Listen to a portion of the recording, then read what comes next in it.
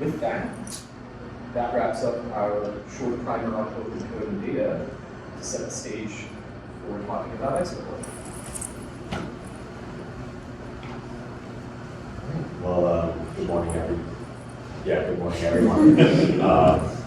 So we're here to talk about, before getting into the specifics of ExoCore and why it will prove to be so valuable, I'd like to properly motivate and kind of set the scene for what exoplanetary science looks like before we actually get into the specifics and how ExoCore feeds into these needs and responsibilities of creating this open science curriculum that claims to be so useful. Now, first, I know that Tansu started this by saying that there's no need to emphasize the the dynamics of the exoplanetary field. However, that's exactly what I'm going to be doing for at least the next 5 minutes. And to properly motivate the need for a tool like this, I think it's useful to look at kind of the history of exoplanetary science, which is not very long, all things considered. This is pretty much a distribution, it's a histogram over time of exactly how many exoplanets we've confirmed discoveries of, and over the last pretty much 2 decades, there's been this kind of exponential boom, right? We're nearing about 6,000 exoplanets, and while that's kind of paltry numbers in a field like astrophysics, where an order of magnitude is close enough, it's still a field that remains extremely fast growing. Now, there are multiple driving forces for why a field like this has grown so much, and a huge part is the kind of funding that exoplanetary sciences is now receiving. There's a lot of public interest in exoplanetary sciences, not just because of SETI and the search for life, which is of course hugely philosophically and psychologically alluring to so many people, but also because pop science articles loves writing articles about places where it rains glass sideways, or where the planet's made of diamonds. Everyone wants to hear about that kind of stuff. But also, we've had these incredibly successful missions like Kepler, like K2, like TESS, and these huge distribution of ground-based telescopes over the past decade or two that have contributed so well to the incredible wealth of data that we get. I mean, these jumps in the graph that you see are because of these data releases that we get after perigee and we get that drop. So, unfortunately, this does lead to a pretty chaotic, right? They're constantly shifting epistemic foundations. Everything is a novel pipeline. And we have plenty of knowledge produced, but there's no intro to electrodynamics, Griffith's single authoritative body of knowledge that we can kind of draw on. And so as a result, people that are introduced to the field, primarily students, are left without this kind of foundational material. Now, all of this leads to people who want, researchers who want a kind of entry to have this incredibly intimidating landscape to navigate. The lack of these authoritative foundations and texts lead to these many common issues that they, frankly, every academic at some point in their career. And I'm not going to go through them, but you'll probably, if you haven't already run into them, you will run into them over the next decade or two on this path.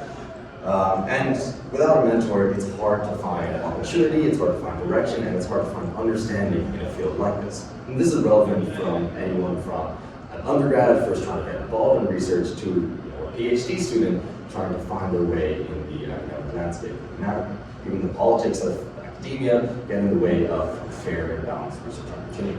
I mean, for instance, I'm an undergraduate at WashU, and while I've had the good fortune to find this kind of valuable mentorship, I would otherwise be pretty lost in this field and not really where to start.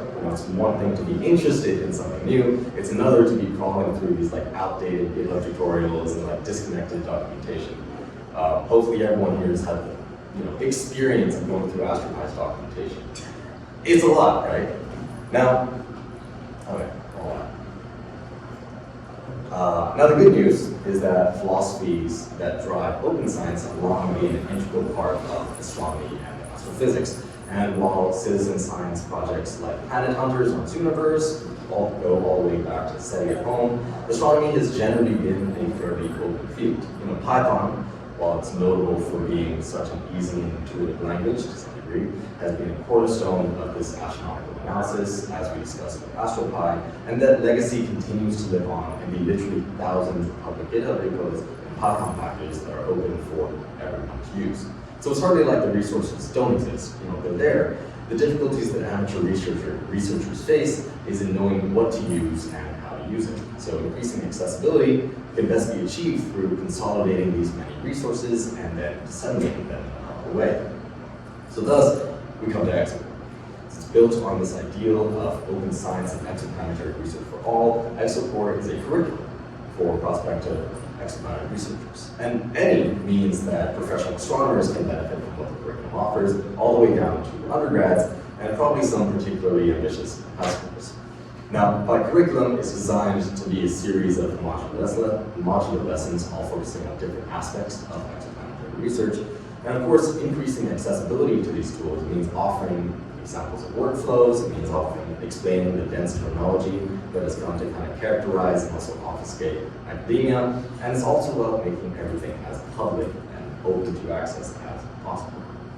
Now, while the ExoCore curriculum covers a huge variety of research aspects, from open science databases all the way to the data structures that define working exoplanetary sciences, it itself is comprised of this large interconnected network of Jupyter notebooks, which contain reproducible workflows, because reproducibility is a huge aspect of both good science and open science. Because we want researchers to not be able to just follow along, but also engage with the material itself. And this is supported with explanatory text, our extensive network of hyperlinks, visuals, and also code snippets for the user to interact with. Because interactivity is really what drives that kind of deeper understanding that we'd like to emphasize. Now, personally, this kind of resource would be extremely helpful for any student in my position, for instance. Even though I have the opportunity to pursue research through the group that I'm part of at WashU, every researcher needs some level of self-sufficiency. And a resource like this enables people in my shoes to familiarize themselves with the powerful tools, workflows, and best practices that already exist. So effectively, I can start bugging my PI and grad schools for these small tips and tricks that you just kind of pick up in years in this kind of field. Now, ExoCore does hopefully go a little farther than just being a curriculum for the prospective researcher.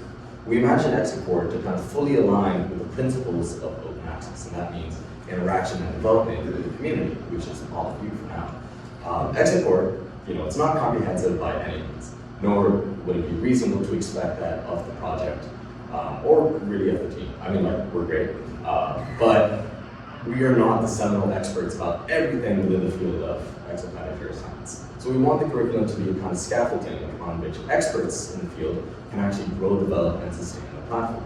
Using the structure already offered by ExoCore, contributors can design and include their own lessons within their own fields of expertise. And that concludes the kind of motivation, so I'd like to pass it on to Nathan for a deeper dive into the pedagogy behind